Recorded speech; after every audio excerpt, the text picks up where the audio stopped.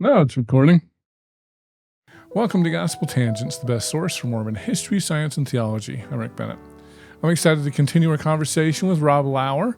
He's the author of 3 plays for Latter-day Saints, and we're going to be giving away a copy of this amazing book. Go to gospeltangents.com/contest, and you could win a copy of this book at the conclusion of the conversation with Rob.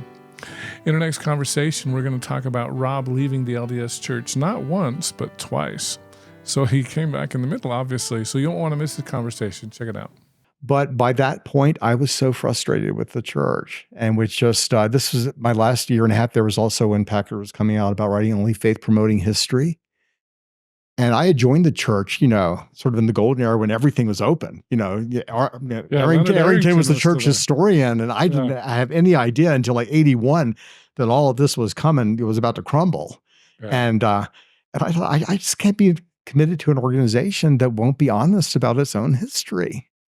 And so I left. I went back to Virginia. I finished home study. And then a year later in 84, I basically wanted to resign, but you couldn't. You had to be excommunicated. So I went and was excommunicated. Oh, wow. Which was a fascinating experience. Okay. I thought, because they said you don't have to come. I thought, I'm going to come. Well, before you go there, so you did graduate from BYU, but you did it as a home study student. Yeah, I finished up all of my class. I had 2 classes. I mean, it was like, it was something like, it wasn't even something major. It was some minor thing like a health class or something like that.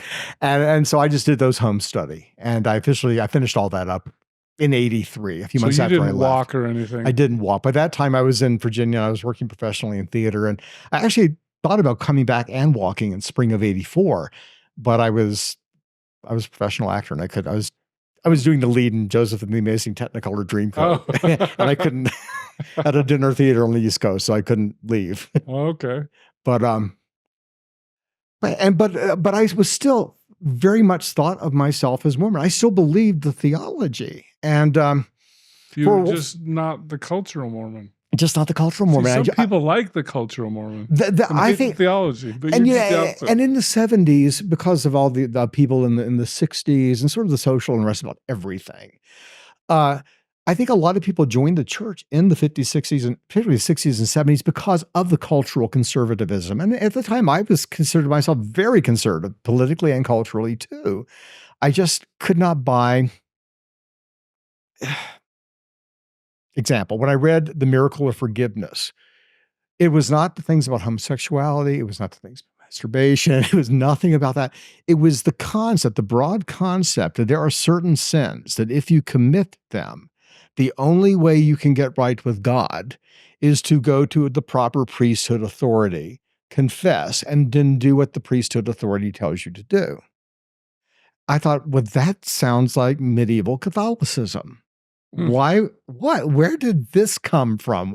How does this jive with everyone being a free agent and you're responsible to God? And and there is what attracted me to Mormon theology too was this emphasis on good works, not doing things in church, not your church activity, but being charitable, being merciful, being forgiving, being like Christ, doing that type of good works.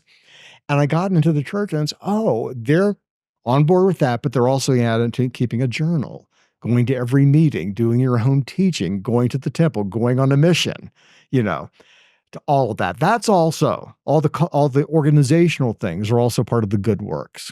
And that's where I had a real difference. And anyway, 9 years later, I came back to the church. I was living in New York. I moved to New York in 91. So you just went inactive for 9 years, basically. Yeah. For a while, I joined the Religious Society of Friends, the Quakers. Oh, really? Who are so cool. And they're so much like Mormonism. Their basic thing is continuing revelation, but they have true Orthodox Quakers who are very progressive, actually. They worship in silence. It's basically like testimony meeting. You come, you sit in silence, and anyone who is moved to speak stands up and speaks.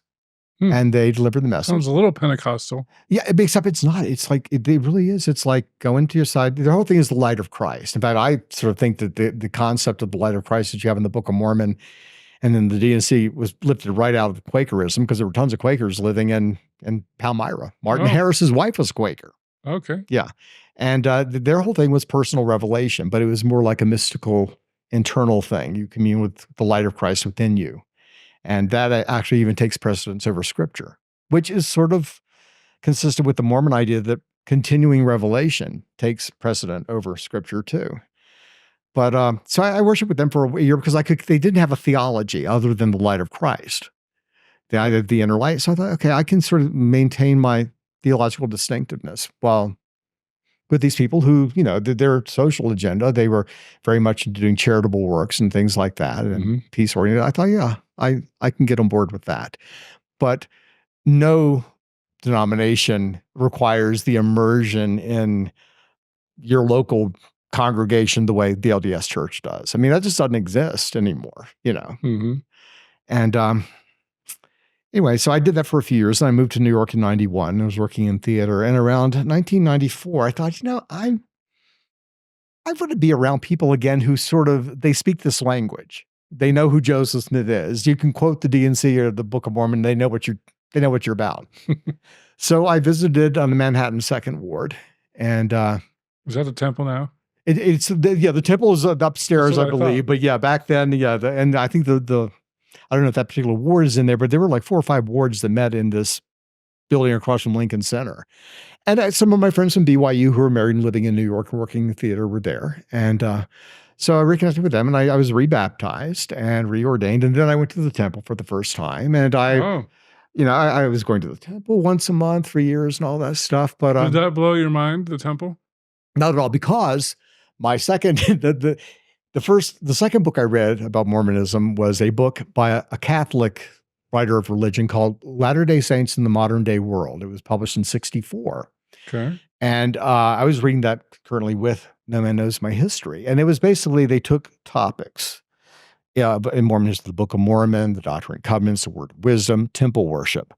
They had the entire temple endowment from like 1963 printed out. And they said, we're not doing this to expose anything, but just as you couldn't understand Catholicism without understanding the liturgy of the Mass, we're presenting excerpts from this so that you can understand where Mormon theology is coming from. And the fact, and they pointed, did they get that from the Tanners or something? And they pointed out, this was derived from Masonry. The Joseph Smith and Brigham Young, they were all involved with Freemasonry. Okay. Well, my grandfather was a Freemason. My aunt, who was 9 years younger than me, belonged to the teenage girl branch of Freemasonry, which was Job's daughters. I grew up around that stuff. I knew all that stuff. So I was like, okay. Wow. So that didn't bother me at all. And I thought, okay, yeah, they appropriated that because that's... You're a strange duck. I'm weird. But, anyway, I decided to come back. In fact, the only thing that sort of stunned me about the endowment was how much had been taken out. Really? Yeah, I mean, because I was expecting this would be like a 2.5, 3 hour thing. Because originally it was like an all day thing. You went and it was like 6 hours. Then you took a lunch break and you came back for the last part where they sort of summed it all up for you. But it was like an hour and 20 minutes. I was like, that's it? It's like the theological guts have been taken out of it, as well as the literal reference to guts. And what year is this? This would have been 95. So this was 4 years after they took out the penalties and the oaths. Oh, yeah. Wow. But again, that didn't bother me either because I knew that my grandpop had taken all those oaths and covenants and stuff and in Masonry. So you were expecting that and it wasn't there. I knew by that point that it wasn't because it was sort of a big deal. Time and Newsweek and the major newspapers picked it up when that was dropped. I mean, that sort of made national news on the religion page. That was because the God Makers had made that a big deal. Well, that was out there in the late 70s, early 80s. Late 80s, I remember, because I went on my mission. Oh, no, this is going to date me. 87 to 89. And the God Makers was probably 86, I would say. That was like, because it was a big deal when I was on my mission. Yeah. But this, in 91, when they took out that, I mean, I remember there was a big article like in Time magazine saying, this is the biggest theological change in Mormon liturgy since the 19th century. And it was huge. And of course, since then they make incremental changes. But I went to the temple in October of 84. I was on tour with the show, actually, and we had the weekend in Dallas. So I actually went to the Dallas temple for that, which was sort of weird going to the temple and nobody in the cast knew what I was doing. Then I came back and I had new underwear. So, and I was in the dressing room with other actors. It's like, a couple said, those are cool. Where did you get those? Those are really cool. And I said, well, they cost a lot of money. Yeah, the price may not be worth it for you. I don't know if you're a sports fan, but Gifford Nielsen, who played at BYU, he was my first favorite BYU quarterback. Yeah. I remember I was at the game when he played Danny White, who went on from Arizona State. Of course, Danny went on to play for the Cowboys. Gifford played for the Houston Oilers. Yeah. And Billy White Shoes Johnson had the same reaction when he saw Gifford's underwear. He's like, "Those are cool. Where'd you get those?" Yeah. And I was wearing like the one-piece ones. I wouldn't even wear the two-piece ones. So it's like, they thought, that is so cool. Like a workout gear. What is that? It's like, well, and I think if I remember the story right, I think Gifford said, well, it just costs 10% of your income. Yeah. But anyway, I came back to the church. I was active. I taught temple prep for a couple of years. I taught gospel doctrine in every ward I was in. I was in New York, and then I got a film contract working for a documentary film company in Colorado. So I was there for a year and a half, but I was in the Fort Collins ward, one of the Fort Collins wards, and I've been back to New York and all. But I got so lonely. But I haven't brought up. I'm gay, and I was very good at just repressing all that most of my life, and it got to the point, because I wasn't married, and I was at this point in my early 40s, late 30s, early 40s. And, being celibate was not an issue. That was not a problem. I could do that, But at that point, you couldn't even talk about it. I mean, even to your bishop, you just couldn't talk about it. So this is the 90s still? Yeah, this would have been the last half of the 90s, 94 to about 2000. Okay. So and there were things in the church where basically I felt that you felt like an outsider. Certain things certain callings you can have, and there's certain callings that you can't have unless you're married. And I don't know, I was attending the singles ward in New York, which had, the singles are much older than 25 years old. I put it that way. There were a lot of people from the Intermountain West in Utah who left there, were making great livings in New York, loved living in New York. There were those types of Mormons. And the fact that they were single still at 30, 35, it was an issue, but they weren't going to lose too much sleep over it. Again, I was going to the temple a lot. In 97, I was called as assistant director of the Hilka Moore pageant. So I was doing that. I did that from 97 till 2003. In 2002, they asked me if I wanted to continue and also maybe consider becoming artistic director over the whole thing in a couple of years. They were sort of grooming me for that. And, but by that point, I sort of had just my own little epiphany in February of 2003. And it sort of crystallized my commitment to Mormon theology, my Mormon beliefs. I've got to just fess up about the gay thing. And I know when I do that, the church is no longer going to be an option for me anymore. Right. So, despite I didn't get into great detail with that, but I basically said after this summer, I'm going to step back. I'm not going to be able to do this anymore. And basically went inactive. And I resigned years later, like in 2007. But in 2004, a little over a year after I had this epiphany, I came across reformmormonism.org. And it was a much bigger website then. And I was just intrigued. What is this? And I read that. Before you go there, because I want to dive into this a little bit, because I was single for a long time. And it is hard. Yeah. Whether you're straight or gay, to be single in this church. Like, it's just hard. It is, yeah. And I struggle. Well, especially if you're a guy, because, it's a very patriarchal culture. And basically the guy is supposed to instigate this. You are supposed to pursue a woman, and a woman is supposed to make herself attractive enough and righteous enough that she will get, a worthy priesthood holder to come after her. And yeah, and that was it. And I wasn't prepared. I knew the Mormons married young. But when I joined at 18, I was actually 7 months when I joined the church originally, and there were girls my age, who were engaged to get married. Oh, yeah. And they're 18 and 19. This is like 1977, 1978, when most people were going to college or working for a couple of years before they got married. Getting married as a church. Right. And then I came out to BYU, and it's like, all my roommates were, a lot of them were returned missionaries. And the first thing, they get off their mission, they get here, and by the end of the semester, within weeks, they found somebody. And by the end of the semester, they were engaged and they were getting married in the temple. They were on a mission to get married. Yeah. And they were marrying, these guys were 21, 22, 23, which is still incredibly young, I think, to get married. And they're marrying 18 and 19-year-olds. Yeah. And I'm thinking, gosh, and they're right away having children. Mm-hmm. And I know a number of those people, those marriages did not last more than 5 or 6 years. And I thought that's a lot to take on as a teenager or somebody in your early 20s. Right. And of course, when you're in your late 20s, early 30s, that's a different story. The pressure's even worse. Yeah, especially if you have a career and you seem to be doing well. It's like, well, why aren't you married yet? Yeah. And nobody really, well, in bishop roulette, you might have a bishop who might put it that bluntly, but it's more like hey, I know somebody, would you be interested? And I had friends, when I was in Colorado, I had friends that wanted to set me up. And by that point, when I came back to the church, I thought, I know I'm gay. I'm going to be celibate. It's just going to have to be the way it is. And I'm not going to tell anybody I'm looking for anyone like that. But I had a friend I was working at this film company who was LDS, and he knew a single woman in his ward, she was about 30. And they wanted to set me up for a date.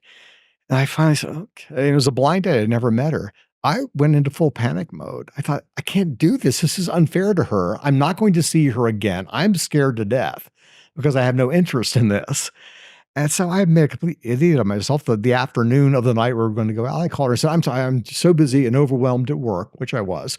But I'm not going to be able to go tonight. I'm just, I'm going to be leaving when my contract is over here in a couple of years, going back to New York in a couple of months rather. So let's just not, forget it. And I sure that she kind of, I thought, what sort of a nutcase did they try to set me up with? Because in the church, if you're single long enough, you will be set up with some nutcases. That's just part of LDS culture too. There are a lot of single nutcases, both genders. And so I thought, wow, what a loser this guy was. I'm good. I don't need him. Exactly. Yeah. But I was just panicked because I was gay and had no interest in dating a woman, and I was trying to be celibate. Yeah. Well, interesting. All right. So you said it was around 2002, if I remember right, you found Reform Mormonism. Yeah, 2004. I decided in January, I sort of went inactive in summer of 2003 after the Hilcomer pageant. And February 2004, I came across it. And I wasn't looking for it. And I just read about it. Again, the website was much bigger than it is now. It's very much produced now, but it's still there. But there were, they were sending essays about things. Then the whole thing was making it Mormonism as a personal religion. Make it work for you. Make it work. It's make it home centric. The center doesn't have to be. You could have study groups. Home centered, church supported. Well, yeah, but basically, there were things on there like about observing the Sabbath. Don't be so legalistic about it. Pick a day of the week and make it different from all your other days. Don't work. Don't do the stuff you usually do. Spend time with your family. Relax. Do recreational things. Not a letter of the law type thing, but take a break from the grind of the rest of your life and make this day, and it could be any day. Just pick a day, one day in 7 that works for you and your family, and make that the day that you basically put the world aside and you focus on the stuff that makes you happy, your family, things that give your life meaning and spiritually and all. And there were ideas on there about, on the Sabbath, or your family meal or whatever, you may start out with the sacrament, which is really consistent with what the first followers of Jesus did because, churches were initially around being, they're all Jewish. It was very much like the Jewish Sabbath. You got together for a meal. That's what the sacrament was. Even in Kirtland, when they were after they built the temple, the priesthood would get together, they'd fast all day, and then they'd break the fast by eating lots of bread, drinking lots of wine. And it was an actual meal. And they actually referred to it as being like Passover, that the sacrament was. And so this idea of making it part of your meal. So you start out blessing the bread and the water and stuff, and then you go into the rest of your meal. Then around the table, talk about your lives, talk about your spiritual struggles, the things that are affecting you emotionally, spiritually, whatever. And just don't be afraid to share with each other. So since you mentioned that, I've heard people that say, well, if you fast, you don't eat, and then you're drinking a bunch of wine, it's a lot easier to have visions. Of course. Of course it is. And if you look at the book of Acts, that's exactly on Pentecost what everyone thought. But, the apostles they're drunk. It's the middle of the day. They're drunk already. But even in certain sects of Judaism, the drinking of the wine and stuff, the more ultra conservative groups where they do engage in visionary type things, that's all part of it. I mean, I think you find sort of that in every culture. Huh. But I'm not saying that get drunk and see Jesus. I'm not saying that at all. I'm saying that is something. And of course, you've probably heard there was a couple of things at Sunstone presentations on the idea that maybe we're using psychedelics. I went to one of them because a good friend of mine was presenting them. In fact, Reform Mormon was presenting one of them, so I went to hear. Was that Evan? Evan, yeah. Okay, yeah. I had something else. And I'm calling her a Reform Mormon, but she is part of the group and writes a lot and seems very much comfortable with that. Okay, with that title, but it's things like that, making the religion work for you and really have it be something that supports you. And the focus was on eternal progression, that the purpose of life is to progress. And you're progressing, you emulate God. You're emulating God. That idea is to be, basically, I say, to cultivate within yourself all the virtues you envision God possessing.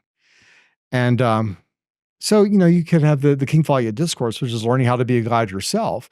But then that's, put that next to the Sermon on the Mount.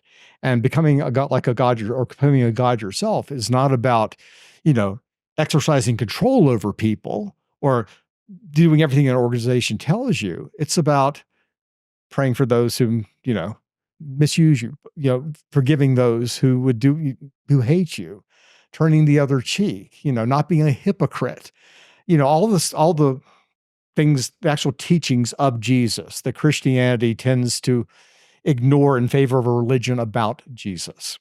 And that respect, I would say my Mormonism is the religion of Joseph Smith, not a religion about Joseph Smith.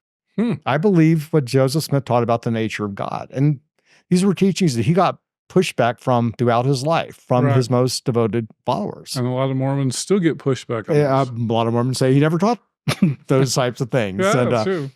And it was great being at Sunstone. One of the things I loved being at Sunstone is that you came across Mormons who were very familiar with all that stuff and were totally comfortable with it and loved it, and actually didn't like the fact that in many ways the LDS Church is becoming so Protestant or evangelical in its approach to things. Yeah. Yeah, for sure. Well, very interesting. I hope you enjoyed a conversation with Rob Lauer, a Reform Mormon. In our next conversation, we're going to talk more about Reform Mormonism. And so we'll dive deep into that. And just because I can't accept the LDS Church, why should I have to give up aspects of my culture, my identity, just because I don't belong to this organization anymore? Thanks for listening, and I hope you to continue to enjoy Gospel Tangents. Consider becoming a Patreon or go to gospeltangents.com/shop, and you can get a cool tie, a hat, or even a nice mug. You can also get a sweatshirt. So check it out at gospeltangents.com/shop.